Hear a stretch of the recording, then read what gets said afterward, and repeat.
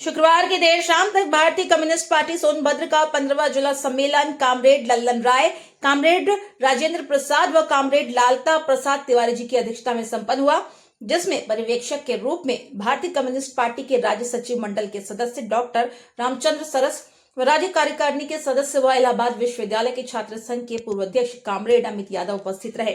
भारतीय communist party की कार्यकर्ताओं ने सुबह 11 बजे से तपती धूप में भी सैकड़ों की संख्या लाल झंडा लहराते हुए चौपन नगर में 1.5 किलोमीटर की दूरी तय करते हुए विशाल जुलूस निकाला, जिसमें सैकड़ों की संख्या में लोग शामिल रहे।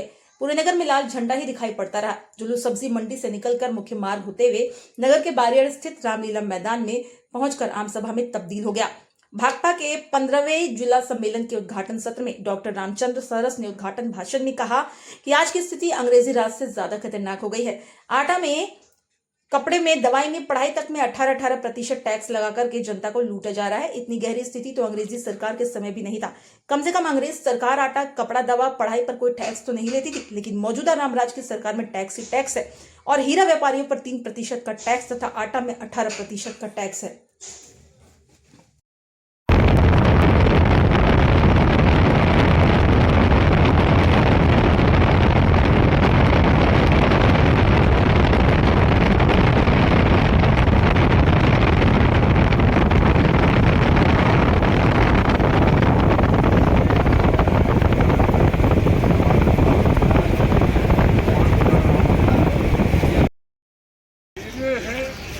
हैराते हैं और तीरथ हजमी होते हैं, आमीरे हैं, हैराते हैं और तीरथ हजमी होते हैं। कान का टुकड़ा काहे खाए तो सारा संसार हमारा है। आएंगे तो हर आदमी के खाते में 15 लाख रुपया जमा आएगा। हर साल 1 करोड़ लोगों को नौकरी मिलेगी। किसान की आय 2022 तक दूनी कर देंगे। हवाई चप्पल वाले हवाई जहाज पर बैठेंगे। और आज आप देख रहे हैं कि जिस सस्ते किराए पर रेलवे चलती थी, गरीब आदमी 10 रुपया, 20 रुपया, 50 रुपया किराए पे पहुंचता है। आज गरीब आदमी को बैठने की जगह नहीं है ट्रेनों में। सारे ट्रेन के डिब्बे एसी कर दिए गए हैं और उनका कितना किराया है उसको आप समझ रहे हैं।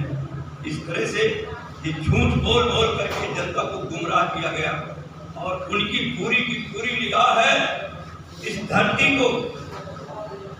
आज कम्युनिस्ट पार्टी का 15वां जिला सम्मेलन है, इस पर आप क्या कहेंगे? देखिए, कम्युनिस्ट पार्टी का ये 15वां जिला सम्मेलन है। कम्युनिस्ट पार्टी जल, जंगल, ज़मीन, नदी, पहाड़, राष्ट्रीय संपत्तियां बचाने का की लड़ाई लड़ रही है। आप देख रहे हैं कि इन 11 वर्षों में ना हमारी नदी बच रही है, न पहाड़ बच रहे हैं, न जंगल बच रहे हैं, न हमारे कारखाने बच रहे हैं। सारे के सारे हमारी राष्ट्रीय संपत्तियां जो है अडानी और अंबानी के हाथे हवाले हो रही हैं। हम इनको बचाने के लिए लड़ाई लड़ रहे हैं और 15वें जिला सम्मेलन में मोदी जी से कहना चाह रहे हैं कि मोदी जी, यही राष्ट्रद्रोह है जो आप काम कर रहे हैं। जो राष्ट्र की संपत्तियां थी, लोगों को बेरोजगार कर रहे हैं, महंगाई के माध्यम से लोगों का धन छीन रहे हैं। सच्चे राष्ट्रद्रोही आप हैं और इस देश का बच्चा बच्चा राष्ट्र हित के लिए काम कर रहा है और राष्ट्रीय संपत्तियों को बेचना ही राष्ट्रीय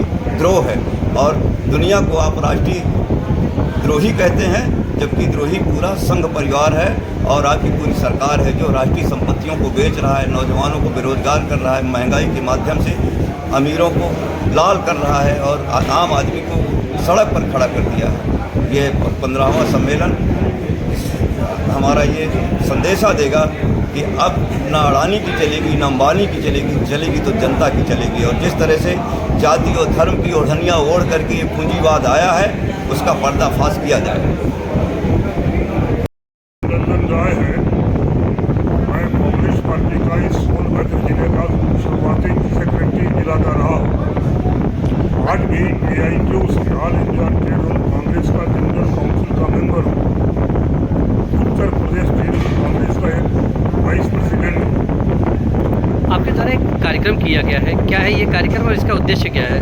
देखिए, इस कार्यक्रम का उद्देश्य तो बहुत स्पष्ट है कि प्रत्येक 3 बरस बाद भारतीय कम्युनिस्ट पार्टी का जिला सम्मेलन होता है, इसमें देश की राजनीति, अंतर्राष्ट्रीय राजनीतिक चर्चा के साथ साथ जो स्थानीय समस्याएं होती हैं उस पर एक विस्तार से विचार होता है और आगे का कार्यक्रम तय होता है। आप नौजवान खुद भी इस बात से सहमत होंगे कि सोनभद्र में कारखानों का जाल बिछा हुआ है, लेकिन यहाँ के नौजवानों को नौकरी नहीं मिल रही है। कम्युनिस्ट पार्टी शुरू से मांग कर रही है कि अनस्किल्ड और कुशल कर्मचारियों के पद पर स्थानीय लोगों की भर्ती की जाए। दूसरी बात है कि आप सहमत होंगे कि सोनभद्र में महुआ, आंवला, चिरौंजी का मुख्य उत्पादन होता था।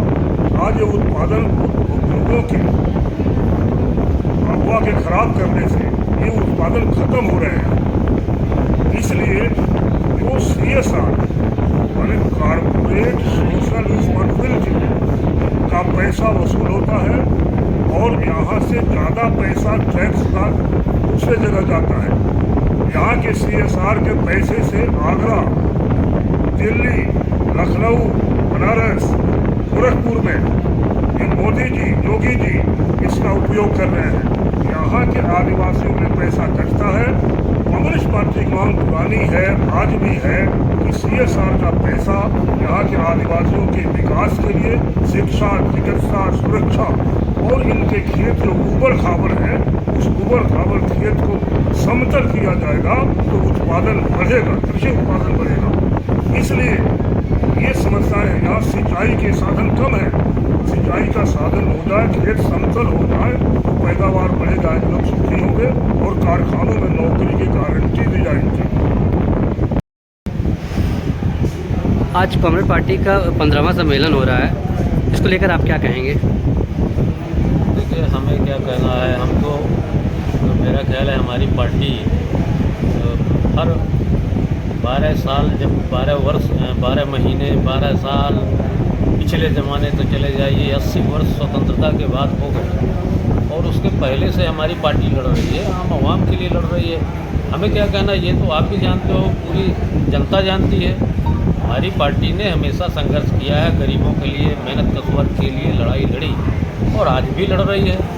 आप सोनभद्र के रहने वाले हैं, सोनभद्र के ज़िले में बताइए कितने खनिज उद्योग हैं, तमाम फैक्ट्रियाँ हैं, तमाम कल कारखाने हैं, तमाम गरीबों की, किसानों की ज़मीनें अधिग्रहित किया सरकार ने या उस कंपनी ने, लेकिन कितने लोगों को नौकरी दिया उन्होंने।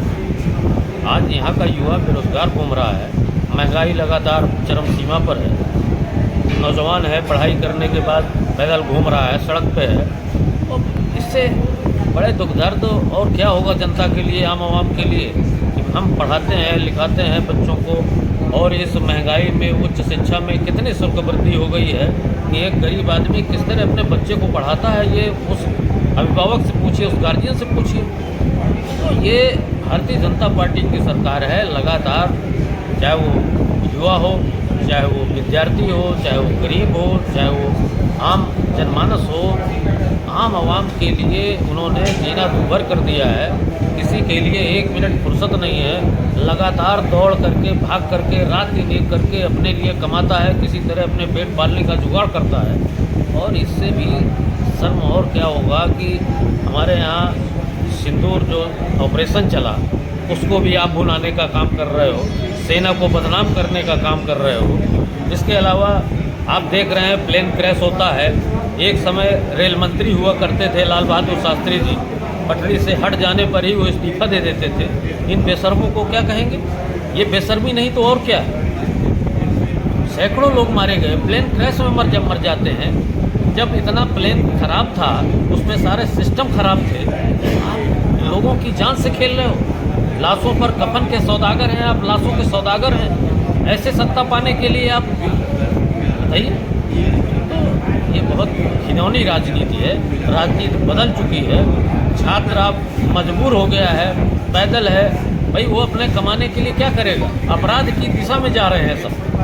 हमारा युवा अपराध की दिशा में जा रहा है, लेकिन उसका जिम्मेदार पूरी भारतीय जनता पार्टी की सरकार है। लगातार महिलाओं पर अपराध हो रहे हैं, भारतीय जनता पार्टी के लोग लगातार अपराध कर रहे हैं महिलाओं के साथ। अब इससे ज़्यादा आप क्या समझते हैं कि सरकार कितना अच्छा काम कर रही है, इसे समझ लीजिए कितना विकास हो रहा है। अपराध के विकास में हम कहें या शिक्षा के विकास में बात करें या रोजगार की दशा में विकास कहें या अन्य आर्थिक दशा में मजबूत जो आ रही है, कहते हैं कि हमने जापान को पछाड़ दिया।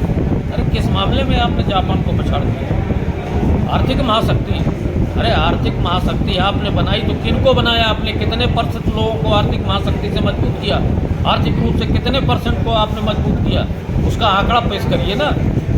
आम जनता का क्या है? उनका तो रोजमर्रा का जीवन जीने के लिए 2 वक्त की रोटी के लिए वो परेशान है। ये हमारी पार्टी निश्चित रूप से गरीबों के लिए लड़ती है, संघर्ष करती है। आज ये हमारा 15वां जिला सम्मेलन है, हम इसमें पर्यवेक्षक के रूप में आए हैं।